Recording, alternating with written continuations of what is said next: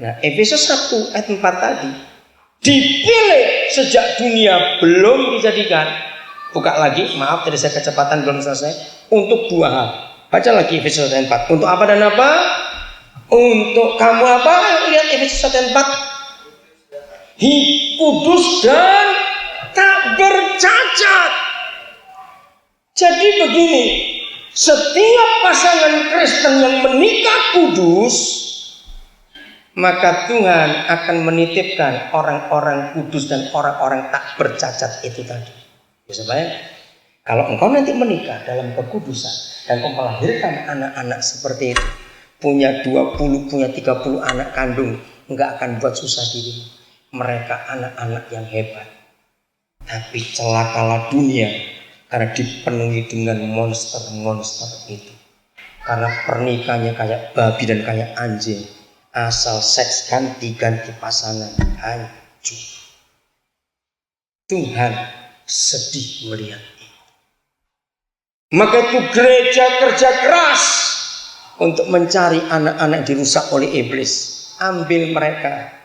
Kalau mereka ditemukan pada jalan Tuhan, maka anak-anak itu akan jadi orang-orang hebat. Katakan amin. Saya nggak ada waktu untuk membaca, nanti pulang. Hakim-Hakim 11 ada kisah itu. Anak itu namanya Yeftah. Bapaknya namanya Gilead. Dia kepelacuran. Pelacur itu hamil. Lahir Yeftah. Pelacurnya lari, papanya membawa Yeftah pulang. Anak pelacur. Tapi dia dipakai Tuhan hebat karena ada yang membimbing dia ke jalan Tuhan. Sempat rusak Yeftah. Lihat ayat 2. Anak-anak kandung mengusir dia karena mereka gak suka ini anak pelacur. Ayat 3 mengatakan Yeftah lari ke tanah Tob, sebuah lokasi tempat preman. Kalau istilah sekarang, berkumpullah dia dengan petualang-petualang, dengan orang-orang jahat. Sayang hakim-hakim tidak menjelaskan bagaimana dan kenapa dia bisa bertobat. Tapi yang jelas anak seperti Tuhan bisa bawa. Tapi perlu waktu, perlu proses. Tapi berbahagialah kalian yang belum menikah. Kalau engkau menikah dengan kudus, akan lahir anak-anak hebat. Anak Dayak, anak Kristen. Maaf, 90% generasimu generasi rusak. Berapa banyak orang-orang Kristen hamil sebelum menikah? Menyedihkan. Iblis sudah menang merusak manusia dengan seks. Dosa ini begitu mengerikan. Begitu anak-anak Tuhan, kau berjanji hari ini untuk hidup benar di hadapan Tuhan. Supaya kau melahirkan anak-anak yang hebat, yang luar biasa. Jadi karena dipilih sejak dunia belum dijadikan supaya kudus dan tak bercacat. Maka itu ketika kita menikah dengan benar, Tuhan titipkan anak-anak itu. Dari semula telah kau tetapkan. Hidupku dalam tangan, dalam rencanamu. Fase ketiga, kembali ke Yeremia 1 ayat 5. Fase ketiga. Setelah anak itu dilahirkan. Saya menggunakan bahasa pemerintah Indonesia. Dan ketika engkau lahir, sahabat Zimba Babas, aku telah apa? Baca, telah menetapkan. Nah, saudara, mengubah lagu ini luar biasa. Hidupku dalam tanganmu, engkau telah menetapkan. Istilah pemerintah Indonesia meng-SK-kan. Tahu kata SK? Di Indonesia ada istilah SK, surat keputusan. Dari gubernur, dari bupati, SK, dari perusahaan, SK. Setiap anak yang dilahirkan dalam kekudusan karena orang tuanya menikah kudus, maka fase ketiga, begitu anak itu lahir langsung ada SK-nya. Untuk Yeremia SK-nya Nabi. Untuk setiap anak-anak yang akan kau lahirkan nanti akan berbeda-beda SK-nya. Anak pertama SK-nya apa? Anak kedua SK apa? Ketiga apa? Maka itu usahakan supaya kamu mengerti kehendak Tuhan. Orang tua kalau engkau sudah menikah, jadi papa mama, anakmu lahir, saudara harus cari tahu kehendak Tuhan. SK Tuhan untuk anak kami pertama ini apa? SK untuk anak kami kedua apa? SK untuk anak kami ketiga apa? Wilayahnya internasional. Baca kata itu. Aku telah menetapkan engkau, aku telah mengeskakan engkau untuk menjadi titik tergantung masing-masing kita. Baca baik-baik di mana wilayah kerjanya bagi bangsa-bangsa. Bukan untuk lokal saja. Luar biasa ini.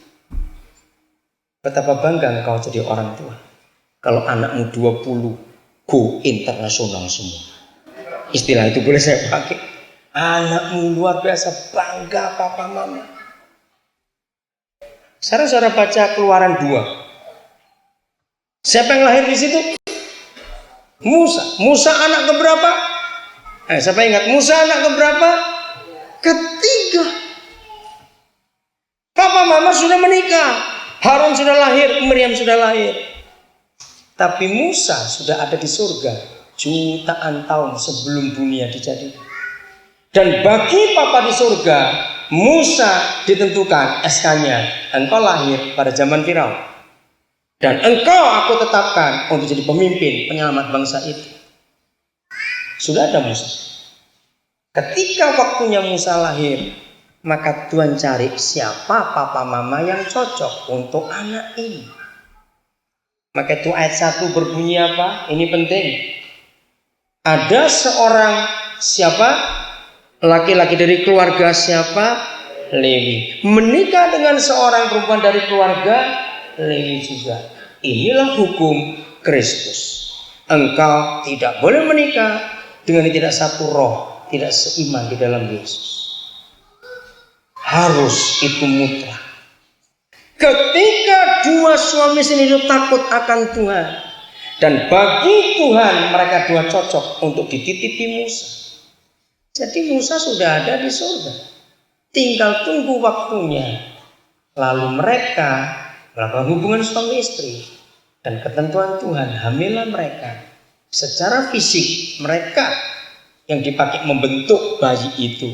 Tetapi secara pribadi, surga yang punya pribadi tiap kita. Dan Tuhan berikan.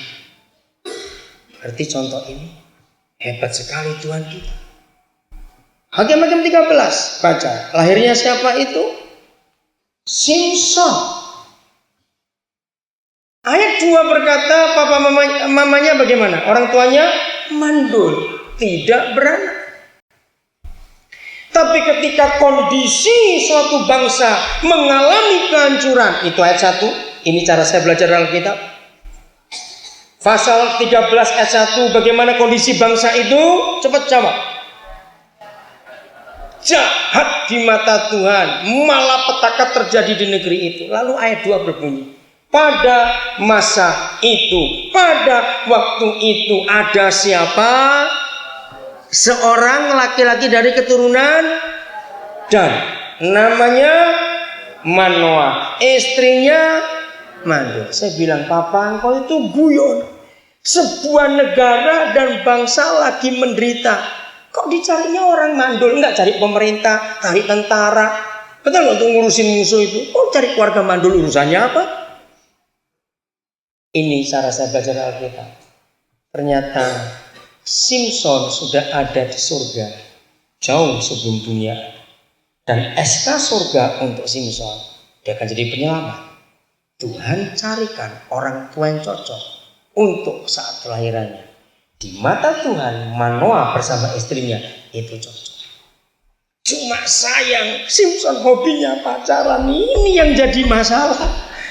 Aduh, anak satu ini hobinya pacaran terus. Maka itu setan menjatuhkan dia lewat pacaran. Goblokmu, awas gak habis-habis dalam nama Yesus.